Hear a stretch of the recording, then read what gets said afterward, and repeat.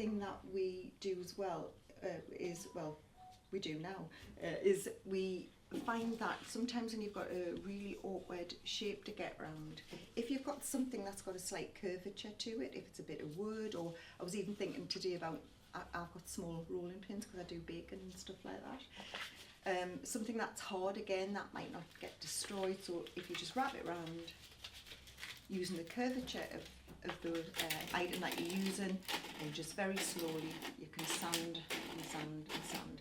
This is good for getting into places that you find really hard to get into, so it takes a bit of effort, not denying that, but I think the result actually, you know, you get a much better result from it. If you've got a really difficult area, so for instance maybe on a spindle of a leg, or there's just something that's like a little bit awkward, you could probably even use it for that if it was secured.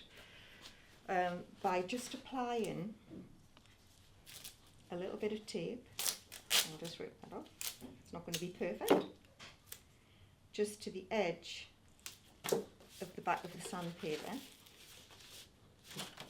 and you can either cut, or if you're a heathen like me, I can just rip it off. It's a neater one we did earlier.